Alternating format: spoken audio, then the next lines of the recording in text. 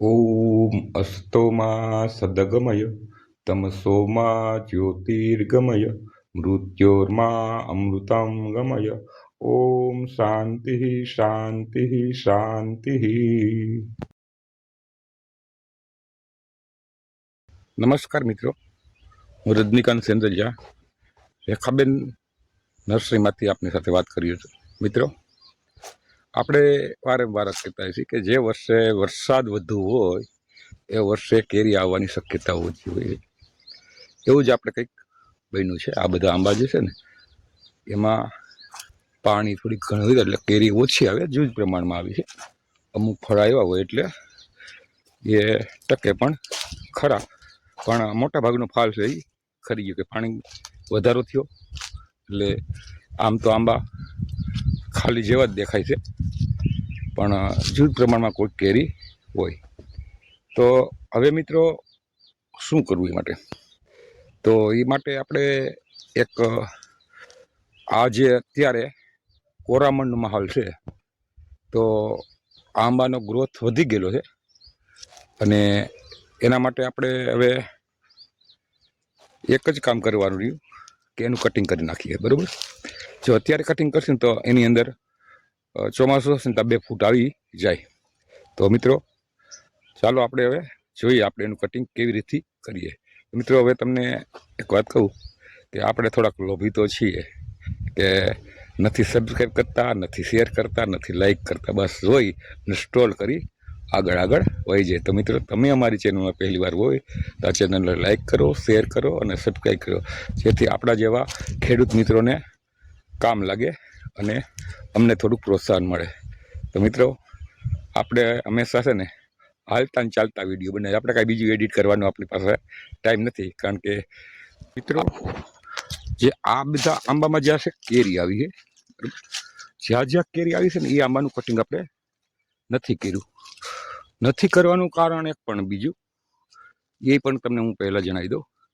આ જે 12 ફ્રૂટ છે ને એ ફ્રૂટ હંમેશા તડકો લાગવાથી પીળા પડી જાય છે, અને એ આ પશ્ચિમ દિશામાંથી જે તડકો લાગે તો એ પીળા પડે અને એની ક્વોલિટી જળવાય નહીં. તમે જુઓ છો કે આવી રીતે લાગેલ પાકેલ ફળ હોય પણ એ તડકાના હિસાબે પીળું છે, અને અંદર જો હોય ફળ તો એ બધા સારા અને વ્યવસ્થિત એવા હોય છે. તમને આમાં દેખાતા હશે. થોડોક સૂર્યનો પ્રકાશ આવે છે તો આપણે આ બાજુથી જોઈએ તો તમને આઈડિયા કે જે છાંયડે છે અથવા ઉગમણી બાજુનો જે પ્રકાશ આવે એ ધીમો તડકો હોય છે, અને બપોર પછીનો જે તાપ હોય છે એ અસહ્ય હોય છે. એટલે આ જે બધા ફળ છે એને થોડોક છાંયડો મળતો રહે એટલે એનો ગ્રોથ સારો થાય ને. બરાબર, એવી જ રીતે આંબામાં પણ એવું જ છે. અંદર હવે આપણે જે કટિંગ કરી છે એનું કારણ પણ એવું છે કે જે કેરી આવી છે ને એનું કટિંગ નથી કરતા, કારણ કે આગળના જે આ છોડ છે આમાં થોડું ઘણું કટિંગ કર્યું તો આ કેરીને આ ડાળીનો છાંયડો મળી રહે, એટલે થોડો ઘણો છાંયડો, થોડો ઘણો તડકો, એટલે એનો ગ્રોથ થાય.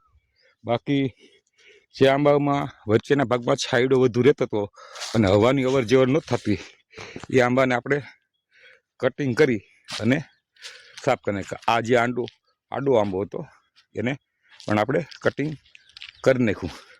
તમે વિચારતા હશો કે આવી રીતથી આ શું કટિંગ કર્યું છે કે, બરાબર. એનું એક કારણ છે મૂળ, કે જે આપણે છે ને થળિયા છે ને બધી જગ્યાએ ચોખ્ખા કર્યા અને આને થોડુંક ઊંચું જાય છે. આ છે ને આનું સિસ્ટમ છે કે તમે જ્યાંથી કટિંગ કરશો ને ત્યાં ફૂટાવશે, પણ આને માટે આ ડાળી તૈયાર જ છે. બરાબર, તો આ ડાળીનો વિકાસ થશે એટલે આપણે અહીંથી કટિંગ કરી નાખ્યું, એની આ ડાળી ઉપર ગઈ. આવી રીતે આ જે નીચેના કટિંગ કર્યું છે ને બધું, તો અહીંયા જે જગ્યાએ આપણને ખુલ્લી હવા મળે, પવન આવે અને ચોમાસામાં જે ભજ હોય તો ઉધઈ કે ફૂગ ન થાય, કારણ કે આપણે ઓર્ગેનિક કરીશું. ઓર્ગેનિકની અંદર છે ને જંતુનાશક છાંટેલી નથી, એટલે જંતુનાશક છાંટેલી ન હોય એટલે આપણે સમજીએ. હજી જે આંબા છે તો આંબાને આપણે આછું કટિંગ બાકી રહી ગયું છે, પાછળથી કર્યું, કારણ કે આપણે બીક હતી કે આમાં કેરીઓ અમુક જગ્યાએ છે અને કદાચ એવું થાય તો એ તૂટી જાય અથવા ખરી જાય તો આપણે એટલી નુકસાની થાય. બીજી વાત કરીએ મિત્રો તો તમે જુઓ છો ને આ છેડા ઉપર ક્યાંય કેરી ન હોય, બરાબર. અને એ એક પછી એક આમ ગ્રોથ થયા રાખે અને ફૂટ્યા જ રાખે ડાળીઓ. જ્યારે આપણે નીચેના ભાગમાં જઈએ ને અંદર જોઈએ ને તો બધી કેરીઓ અંદર જ છે અને એટલી બધી હેલ્થી હોય છે કે એને કોઈ ડાઘડુગી નથી. તો પણ એનું કટિંગ કરીએ તો થોડો ઘણો એને સૂર્યપ્રકાશ મળે. પણ આ આંબાને આપણે કટિંગ ક્યારે કરશું? આ કેરી લીધા પછી, બરાબર. એટલે આની ઉપર જે આ સાઈડમાં જે સૂર્યપ્રકાશ આવે, આ સાઈડમાં જે સૂર્યપ્રકાશ આવે તો આ ડાળીઓને એને ઓત થઈ જાય, બરાબર. પછી આપણે એનું કટિંગ કરીએ એટલે એનો ગ્રોથ અને જે ફૂટામણ છે એ વ્યવસ્થિત આવી શકે. આંબામાં પાણી, નાના આંબા હોય ત્યારે પાણી ઘટે ને તો એને આ જે મોટા ભાગની છે ને આ જમીન નબળી કહેવાય, જે સફેદ અને તાજવાળી છે. તો એમાં નાના આંબા પહેરી પાણી ન મળ્યું હોય તો આ વિભાગમાં બધી ગઈ. તો જે પાણી મળી ગયું એ આંબા પણ ટાઈસમાં છે, પણ એ તેનો ગ્રોથ પણ સારો છે. તો આને ઉનાળાની અંદર ખાસ ધ્યાન રાખવું કે આ જમીનની અંદર નબળી જમીન હોય એને ઉનાળામાં સતત પાણી આપતું રહેવું પડે. એની સામે અહીંયા જ જોઈએ 2-3 વર્ષ પછી જઈએ તો આ જે છે એ કરાર જમીન આવી, કાળી જમીન આપણે કહીએ ને. તો અહીંયાથી થોડુંક તો આ ઘટાદરમ છે, અને પાણી વધી ગયું તો આપણે આગલા વિડીયોમાં કીધું એમાંની અંદર આ વખતે ફાલ ફૂલ આવ્યું નહીં અને ફ્લાવરિંગ આવ્યું હતું, પણ ઝાકળ ને વરસાદની હિસાબે બધું કર્યું, કારણ કે ભેજનું પ્રમાણ ઘાટા આંબામાં વધુ જળવાઈ રહે. મૂળ કહેવાનો તાત્પર્ય છે કટિંગ કરવા માટે આપણે આ બધી વિષયની વાત કરવી પડે, કારણ કે જ્યાં જ્યાં તડકો મળશે, હવા મળશે, ત્યાં તો તમને એને જે ભેજ છે એ ભેજ મુક્ત રહેશે. બાકી નકર તમે છે આ જગ્યાએ તમે રહ્યો ને તો તમને એક પણ પવનની ફણકી ન લાગે અને તડકો પણ ન આવે, બરાબર. તો વનસ્પતિનો માણસનો દરેકનો સિદ્ધાંત છે કે જ્યાં હવા પાણીનો ઉજાસ હોય ને અને સૂર્યપ્રકાશ મળે એનો ગ્રોથ સારો થાય અને એની અંદર પ્રજનન શક્તિ વધે. તો એ પ્રમાણે આપણે આ બધા આંબાનું નીચેથી કટિંગ કર્યું અને આપણે કટિંગ પણ ચાલુ છે, એટલે આની ફૂટ વહેલા હાર આવી જાય. બાકી જે આપણે કેરી આવેલા આંબા છે એને આપણે બાકી રાખીશું. આ આંબો છે એ આપણે સાઈડમાં નડે અને જમીન પર ધડકતો થઈ ગયો છે, તો એનું પણ આપણે કટિંગ કરવું પડશે. જે આપણે આ આંબાનું કર્યું એવી રીતથી જેટલું કે જેની પોઝિશન હતી એ આપણે નીચેથી લઈ લીધું અને આ જે છે એ અમુક ડાળા છે એને રહેવા દેશું, કારણ કે આંબો થોડોક મોટો થઈ જાય પછી નીચેની ડાળીઓને હાવ સાફ કરી નાખી તો એનો ગ્રોથ ઉપર વહી જાય. પણ જેમ જેમ આંબાનું કટિંગ કરીને એમ આંબો હંમેશા ઘાટો રહે એટલે ગ્રોથ વધુનું, કારણ કે આ 12 ફૂટનો ગેપ છે, પણ 12 ફૂટનો ગેપ 6 વર્ષમાં કમ્પ્લીટ પૂરાઈ ગયો, બરાબર. તો હવે આપણે આને કટિંગ કરીએ તો એનો ગ્રોથ જળવાઈ રહે. તો કેવી રીતે કટિંગ કરીએ દરેક આપણે જોઈએ. આ 2 આંબા છે, 2 ભેગા થઈ ગયા, એકબીજાને અડી ગયા છે. તો હવે આપણે એની વચ્ચે સૈગા કરવી પડશે, નકર પવનની અવર જવર એ નહીં. તો આપણે જોઈએ તો આ ડાળી છે એને અહીંથી કટિંગ કરશું. કટિંગ કરવાની પદ્ધતિ છે ને દરેક વ્યક્તિની અલગ અલગ હોય છે, અને અલગ અલગ આંબા પ્રમાણે અને અલગ અલગ વિસ્તાર પ્રમાણે આંબાનો જેવો ગ્રોથ હોય ને એ પ્રમાણે કરવામાં આવે છે. એટલે આમાં ઘણી વખત એવું છે કે આમ નહીં આમ કરાય ને તેમ નહીં તેમ કરાય એવા સજેશન હોય છે. તો મિત્રો આ બધું છે ને કામ કર્યા પછી અનુભવમાં આવે ને એટલે થાય, બરાબર. તો મિત્રો આ જે હું મારું કટિંગ કરું છું ને એ મારા મંતવ્ય મુજબ કર્યું. ઘણા આનાથી કંઈક વિપરીત અસર થતી હોય ઘણાને, અથવા એનો મતભેદ હોય, તો આપણે એની સામે જોતા નથી. આપણે આપણા આંબાની અંદર કેવી રીતે કટિંગ કરવું એ જ નક્કી કરી છીએ. તો મિત્રો ચાલો આપણે હવે આગળ કટિંગ કરીએ અને જોઈએ કે આપણે કેવી રીતે કટિંગ ચાલુ કરવી, ત્યારે કેવી રીતે એનું કટિંગ કરવું અને ક્યાં સુધી કરવું એ આપણે આગળ હવે જોઈએ.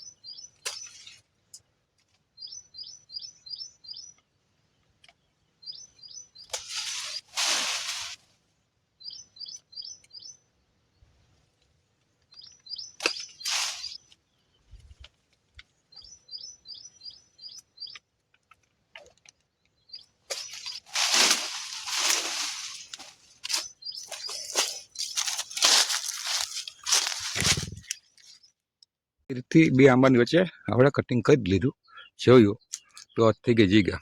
હવે આંબો છે અને પોષણની પણ જરૂર પડે, એટલે આપણે દેશી ખાતર કે નાખવાનું હોય તો આમાંથી ટ્રોલી હાલી જાય અને અહીંયા બધી દેશી ખાતર પડી જાય. અને તમને બતાવું કે આપણે જે પહેલાં કટિંગ કરેલું હતું ને ગઈ સાલનું, એનું કટિંગ અહીંયા રહ્યું, બરાબર, ઉપરથી કર્યું હતું, લાંબી ડાળ હતી, તો એની એટલી બધી બ્રાન્ચ થઈ ગઈ. તો આંબો હંમેશા ઘાટો જ બને છે. આ બધા બ્રાન્ચો અંદરથી ફૂટેલી જ છે. એવી રીતે આમાં પણ એવી જ પરિસ્થિતિ થઈ જાય એટલે જગ્યા મળશે. બીજી વસ્તુ એ કે આટલે આપણે કટિંગ કરી આ ઠોંગા રાખ્યા છે, બરાબર. ઠોંગા રાખવાનું કારણ કે જ્યાં ફૂગની શક્યતા હોય તો આપણે બોડો પેસ્ટ કે લગાડવાનો ટાઈમ ન રહીએ, કોઈ ફૂગનાશકનો ટાઈમ ન રહીએ, તો કદાચ ત્યાં વરસાદ પહેલાં કટિંગ કરે તો ત્યાં સુકાઈ જાય, ત્યાં ગમ નીકળી જાય, એટલે ત્યાંથી ખડો બેસે નહીં. પછી તો એ કમ્પ્લીટ થઈ જાય. અત્યારે તડકો છે એટલે વાંધો ના, પણ શિયાળા કે ચોમાસાની સિઝનમાં જો કટિંગ કરવાનું હોય ને તો એને દૂરથી કરવું પડે જ. તો મિત્રો, આ તો આપણો આંબાનું કટિંગનું વિડીયો. કટિંગ તો મોટા ભાગનું કરી જ નાખ્યું છે, જેમાં ગઢ તમે જુઓ તો, પણ થોડુંક આ બાકી હતું, કારણ કે એમાં થોડીક એવી ગણતરી હતી કે આગળ ફૂટ આવે છે કે નહીં.